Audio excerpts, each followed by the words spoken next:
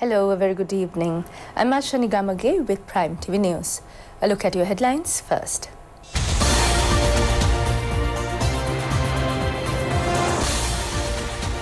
Speaker, following a meeting with President, announces that parliamentary privileges will be accorded to the Prime Minister. New ambassadors of 4 countries hand over credentials to the President. Prime Minister assures maximum relief to the oppressed. Government calls on the public not to be misled by rumours and false propaganda.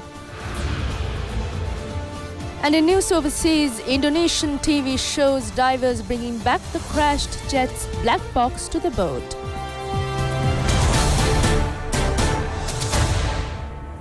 And now the news in detail.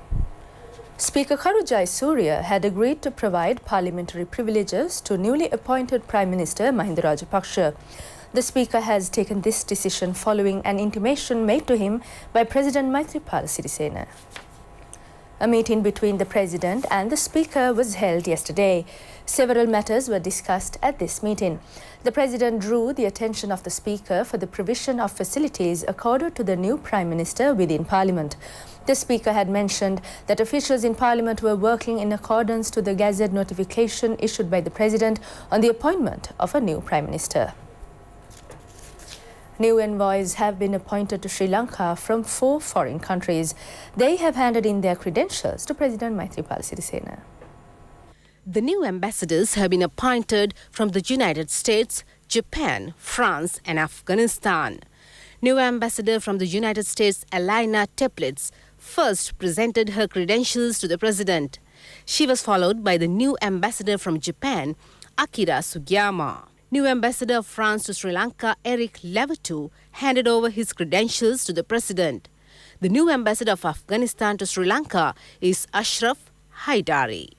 He too handed over his credentials to the President. Prime Minister Mahinda Rajapaksa has assured to completely halt foreignization. The Prime Minister said that maximum relief will be given to the oppressed. Prime Minister Mahinda Rajapaksa was speaking at a discussion with university lecturers at the Prime Minister's office. The Prime Minister said that they have crafted a plan to grant relief to the oppressed. The imminent result was the reduction of the three-wheeler hire by 5 rupees by the Three Wheelers Association. He said that he thinks the people expected such relief.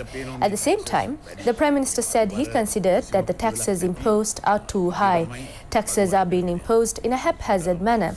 He said that businessmen were not coming forward for investments under such circumstances. He said that they were expected to implement a plan by inviting everyone.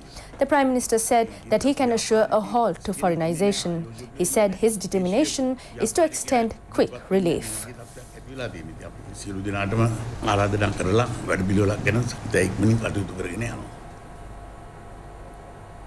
Northern Province Governor Reginald Kure has said that a special committee has been appointed to sort out the land issues in the north before the 31st of December this year. He further said that this initiative was taken on the instructions of the President. He was addressing a discussion held at the Vaunia District Secretariat. The discussion was held with respect to the resolution of land issues. Northern Governor Reginald Kure said that according to available statistics, a large number of lands had already been released. The present crisis is the minor issues prevailing in some lands. There are also issues in relation to the released lands and identifying the owners of some other lands. The Northern Governor said that a committee was appointed in order to clarify matters. He revealed of plans to sort out the problems and release the lands before the 31st of December.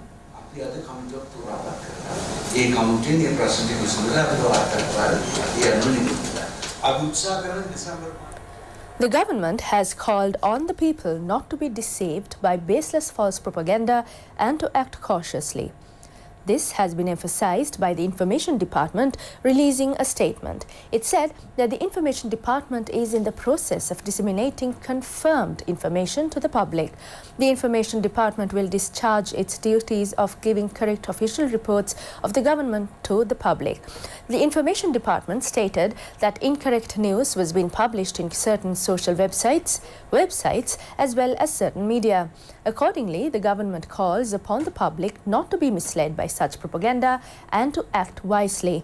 Many initiatives have been taken on behalf of the economic uplift and political stability of the country. Therefore, the statement issued by the Information Department has mentioned that it is essential at this juncture for the people of the country to act with national awareness and proper understanding. The Venerable Bengamwe Nalakathera has said that the country does not need foreign interference. Addressing a news conference summoned by the Global Sri Lanka Forum, he said that solutions to the political issues of the country can be found internally. Several other representatives also addressed the news briefing. Venerable Bengamwe Nalakathera said that a political revolution was created in 2015. It was a conspiracy. There was foreign interference in it. The US directly spent money on it. Foreign countries waged an untiring effort to halt the suppression of terrorism. They impressed on the then President Mahinda Rajapaksa, but he did not take any notice of it. People who voted against him on January 8th and August 17th are now repenting. Western countries are being used to destroy country that listened to them. The people of this country want to live in peace. The people rise up when action is being taken such moves. The Venerable Nalakathera said that the removal of Ranil is a blessing for the country. Attorney Gamunu Karunaratne of the Global Sri Lanka Forum mentioned that what they should do is to respond to the ghosts and defeat them. Neil De Silva of the Global Sri Lanka Forum said that Sri Lanka has the authority to take its own decisions if it's a sovereign country and not outsiders. Attorney Dr. Pratibha Mahanamhevas has said that no foreign power can challenge the decision taken by the President to appoint a new Prime Minister. Expressing his views from Jamaica, Dr. Pratibha Mahanamhevas said that under the 19th Amendment, the President has the total legal constitutional authority to make such an appointment. The executive presidency still prevails in the country. Before the 19th Amendment was brought forward, it was taken up in the Supreme Court. In that instance, it was mentioned that the President's power was to be vested in the Prime Minister. But the Apex Court said that if such powers of the President was to be vested in the Prime Minister, a two-thirds majority in Parliament was required in addition to holding a referendum. Still, the President is also the head of the Cabinet. Two persons, including former chairman of the National Livestock Board, who were arrested for accepting bribe, have been further remanded until tomorrow. It is reported that they have accepted a bribe to hand over a restaurant of the National Livestock Development Board in the Malsiripura area on a rental basis for 2 years. It was revealed at the Chief Magistrate's Court that they had demanded a sum of 1.2 million rupees and received 600,000 rupees. The case has been filed by the Bribery Commission against former chairman of the Livestock Development Board, Nadan Muthu Vinayagam, and one of his accountant assistants of a private firm, Katiresu Sivaneshan. The court today remanded the head of the Finance Division of Sri Lanka Cricket, Wimal Dissanayake, until the 15th of this month. He was taken into custody and remanded with respect to the alleged misappropriation of funds due to Sri Lanka Cricket from a foreign television station on behalf of transmission rights for the previous South African cricket team's tour. He was further remanded until the 15th of this month, when the related case was taken up for hearing today. The Chief Magistrate dismissed his bail request.